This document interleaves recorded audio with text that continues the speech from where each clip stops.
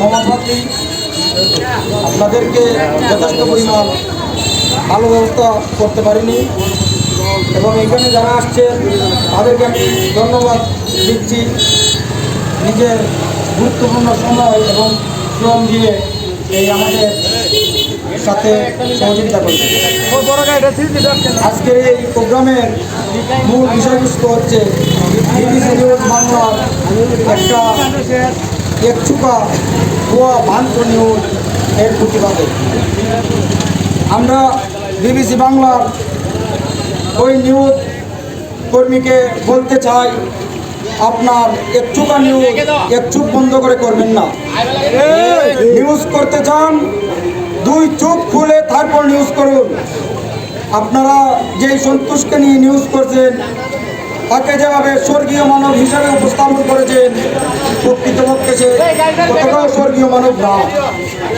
আমি এই নিউজের তীব্র নিন্দা এবং প্রতিবাদ জানাচ্ছি এবং বিবিসি নিউজ বাংলাকে অনুরোধ জানাচ্ছি যাতে এই নিউজ প্রত্যাখ্যান করা হয়। আমি আর একটা বিষয় উল্লেখ করতে চাই, আমাদের বানিয়াচংয়ের বেশ কয়েকজন সাংবাদিক সহ আওয়ামী লীগের কয়েকজন সদস্য ওই নিউজ বাংলা বক্তব্য রেখেছেন।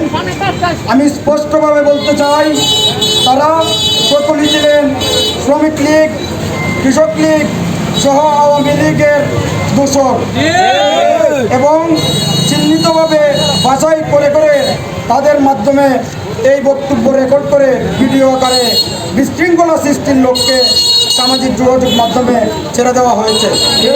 আমি এর তীব্র নিন্দা এবং প্রতিবাদ জানাচ্ছি।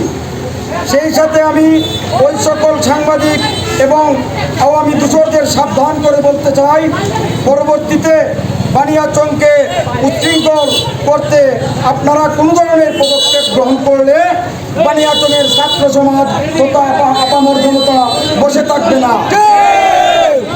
আমরা দেখেছি এই 5 আগস্টে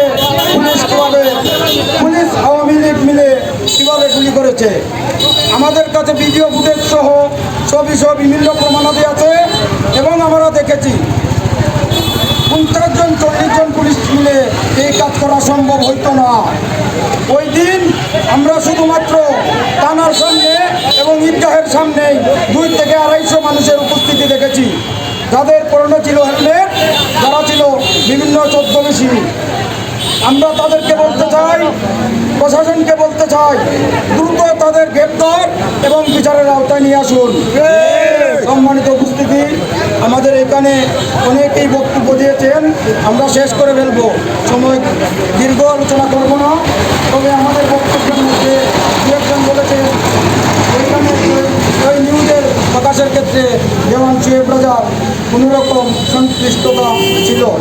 আমি ভালো করে, আমরা ছাত্র জনতা ভালো করে ওইটা পরীক্ষা করে দেখেছি, ওইখানে সোহেব রাজার কোনো সংশ্লিষ্টতা ছিল না।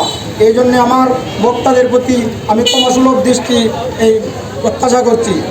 আজকের এই সম্মেলনে, এই মানববন্ধনে যারাই এসেছেন সবার প্রতি আবারও কৃতজ্ঞতা জ্ঞাপন করে, সকল সাংবাদিক ভাইদের প্রতি কৃতজ্ঞতা জ্ঞাপন করে, সকল রাজনৈতিক নেতৃবৃন্দের প্রতি কৃতজ্ঞতা জ্ঞাপন করে, শহীদ ফ্যামিলির প্রতি কৃতজ্ঞতা জ্ঞাপন করে, সকল শহীদের আত্মার মাগফিরাত কামনা করে, সকল আহতদের প্রতি সমবেদনা জানিয়ে আজকে এই সম্মেলন তথা মানববন্ধনের সমাপ্তি ঘোষণা করছি। সবাইকে আবারও আসসালামু আলাইকুম।